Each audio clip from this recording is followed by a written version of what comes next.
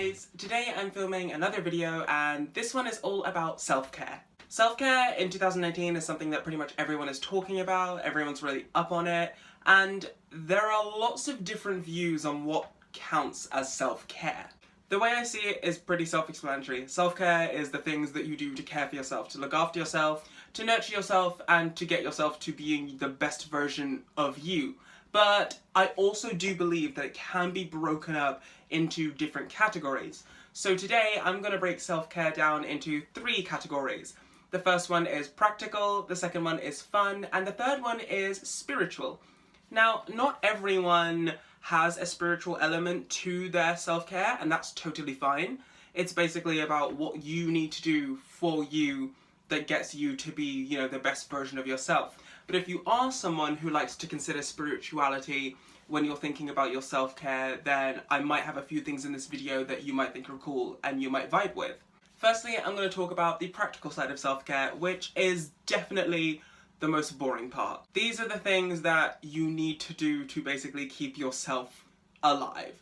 And these are the things that I struggle with the most because I'm dealing with depression, anxiety, paranoia disorder, and all of these mental health issues kind of compound together and they often stop me from doing the basic things that keep me alive.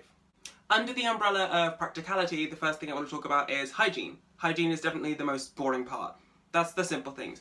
Showering, brushing your teeth, making sure you put deodorant on, crap like that. Now, a lot of people don't think of that as self-care, but they are small things that you do to look after yourself.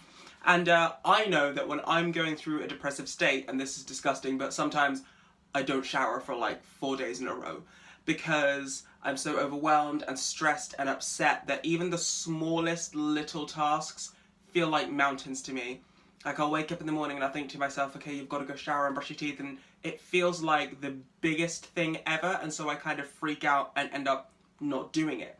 But these cleaning and maintaining things are very important for your general health, so they are important things that you have to do. So the way I get myself through the practical side of self-care is just to have this little voice in my head that I've trained myself to have to say, okay, I understand that this feels like the biggest thing in the universe, but this is something you really do need to do if you want to live the best kind of life possible. If you don't brush your teeth, they're gonna fall out. If you're not showering, you're gonna stink and your skin's gonna feel disgusting. If you're not washing your hair, it's gonna get matted and horrible. If you don't look after the skin on your face, you're gonna get breakouts. So I tell myself, these are the little things you need to be doing to maintain. And if you're in a depressive state, yeah, they might feel huge, but at the end of the day, they're basically just gonna help you keep ticking along. Another one of the practical things in self-care that I struggle with is eating.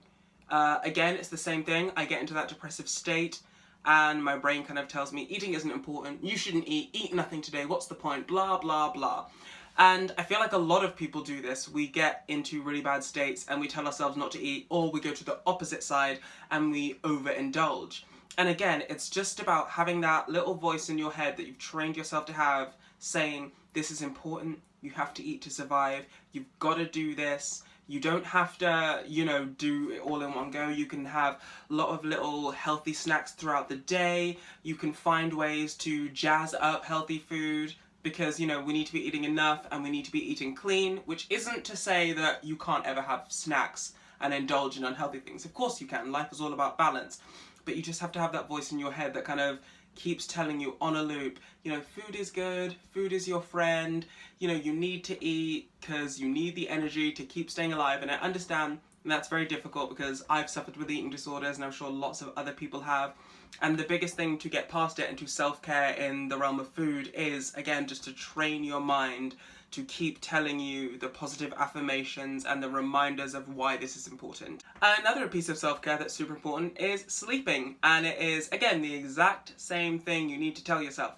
You have to sleep to stay alive, When you're sleeping, that's your body's time to repair itself, to strengthen, to fix things, and if you're not getting enough sleep, then you're doing yourself a massive disservice. You're doing the opposite of self-care. It's kind of like a version of self-harm if you're not allowing yourself to sleep and allowing your body to fix itself. Another part of self-care that I have been working on in the realm of practicality is organising and preparation. A lot of the times when I get stressed out or upset about situations, it's because I'm not thoroughly prepared and I haven't organised things. I get very upset and very stressed, and since I've started organising and basically preparing everything in my life, I feel a lot calmer.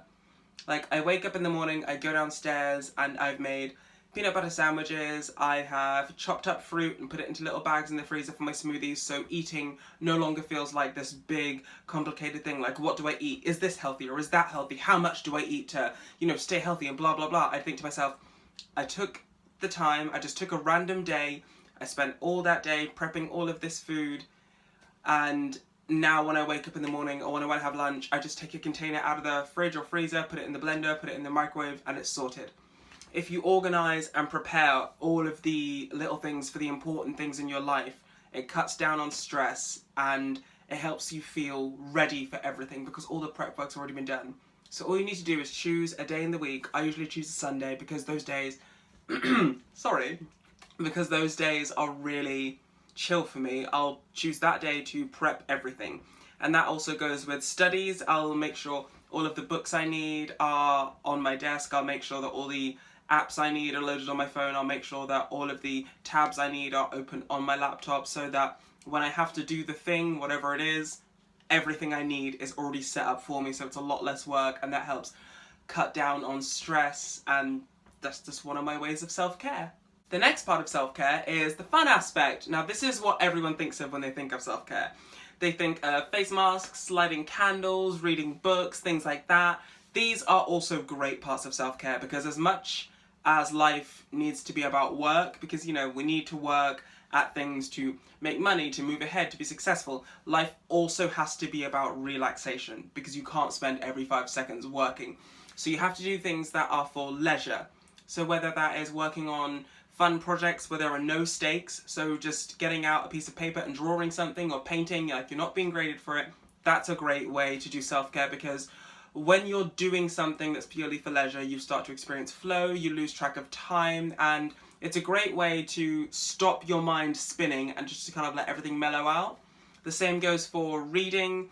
I also feel the same goes for lighting candles because natural light sources are like great mood boosters. If you just have a few candles lit in your room, there's that warmth and that energy, and I think that's a great way of self-care because it helps you get into a calm, almost meditative state. Another fun part of self-care is also baking and cooking, if those are things you enjoy. Some people really hate baking and really hate cooking because it stresses them out. For me personally, it's a massive part of my self-care because I get to throw myself into a project, I'm not being graded or judged by anyone, and at the end of the product, there's a result.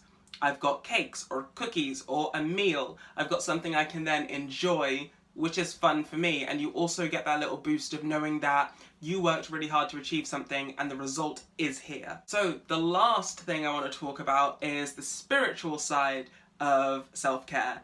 And that's something that I really, really vibe with because I'm a spiritual person. I have my beliefs and all of that. The first thing I want to say is definitely meditation. And I understand a lot of people think meditation can be boring, and I'm not going to lie to you. Sometimes, especially at the start, when you're first starting out with meditation, it can be boring. And a lot of people say it's difficult to quiet their mind, which is so true. It is very difficult. But I think meditating is great because once you get into this great groove with meditation and you've spent lots of time doing it, sorry, I'm really phlegmy today. That's horrible. You are able to get to this place of reflection and inward looking. You block out all of the stimuli from the outside world and you focus solely on what's going on up here. Meditation is great for me because it helps me look deep within myself and understand what's going on with me. It helps me block everything out and be completely focused and present in the moment. And if you do think meditation is hard, there's so many different apps like the Calm app that do guided meditations. There's also lots of videos for guided meditations on YouTube where someone is talking you through the meditation and helping you, and there's music playing that helps you get into a nice flow. And also one thing that really helped me with the meditation is, I can't remember who told me this, or maybe I read it in a book, but someone said that when you know, feel thoughts starting to come to you that aren't about the meditation, like, you know, oh, I've got this to do tomorrow, I've got to do the laundry, I've got to cook dinner, instead of getting stressed out that you weren't able to empty your mind completely, because it's the hardest thing to do in the universe, I'm still not there.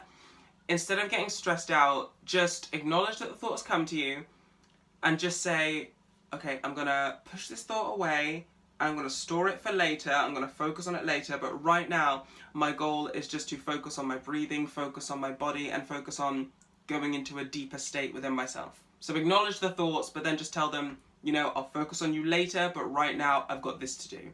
Another great part of spiritual self-care, I think, is journaling or writing a diary. And most every person, like, on the planet has written a diary at one point or another. I think it's really good to get the thoughts and feelings and emotions out of your head, because when you're too in your head, everything kind of clouds up and overwhelms you.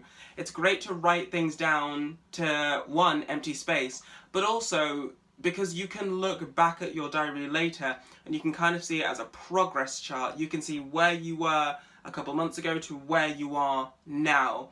And you can also see patterns. I'll often notice there are certain things that crop up in a lot of my diary entries every single time.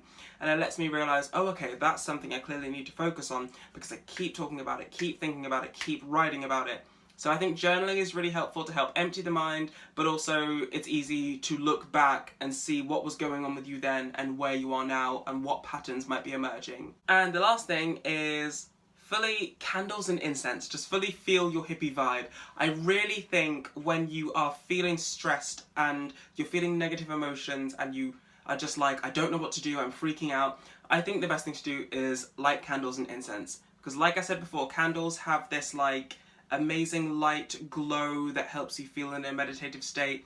There's this beautiful smell from the incense, and it kind of puts you into this very chilled out, very zen kind of area without you really having to do anything. You've just lit a candle and lit some incense, and you can just sit in silence or maybe play music, and all of these elements kind of come together to help you feel very blissed out and very chill. So guys, I hope you enjoyed this video, and I hope that you all make great success on your self-care journeys. And yeah, if you liked this video, please give it a like and subscribe to my channel so you can see all of my other content. Okay, bye!